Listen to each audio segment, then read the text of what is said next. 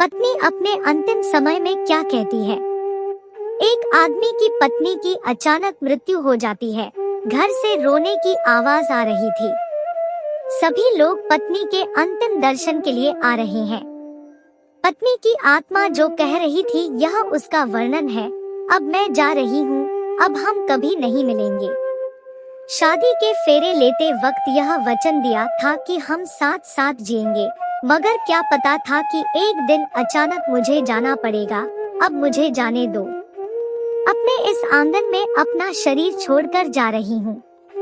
मुझे बहुत दर्द हो रहा है, मगर मैं मजबूर हूँ। मेरा मन भी नहीं मान रहा है, मगर मैं कुछ नहीं कर सकती। अब मुझे जाने दो। देखो, बेटा और बहू रो रहे हैं।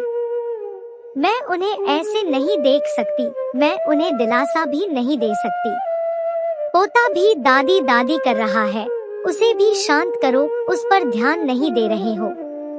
और हाँ, अपने आप को भी मजबूत रखो, तुम्हें कमजोर नहीं होना है। अब मुझे जाने दो। अभी बेटी ससुराल से आएगी और मेरे मृत शरीर को देखकर बहुत रोएगी। उसे भी संभाल लेना, और आप भी मत रोना। अब मुझे जाने दो।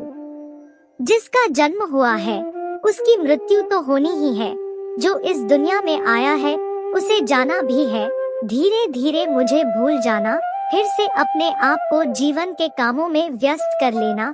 जल्द से जल्द मेरे बिना जीने की आदत डाल लेना। अब मुझे जाने दो। आपने जीवन में मेरा कहना नहीं माना, मगर अब अपने व्यवहार में विनम्रता लाना।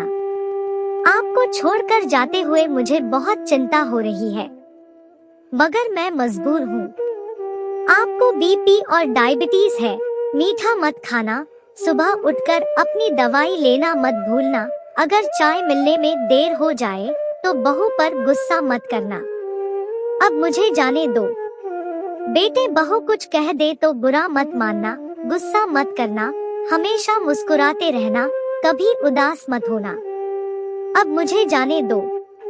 अपने पोते के साथ खेल लेना, अपने मित्रों के साथ समय बिताना। अपना थोड़ा समय धार्मिक कामों में भी लगाना, जिससे मन संयमित हो सके। जब कभी मेरी याद आए तो अकेले में रो लेना, मगर कमजोर मत होना। अब मुझे जाने दो। मेरी घड़ी कहाँ है, मेरा रुमाल कहाँ है। पहले की तरह मत चिल्लाना।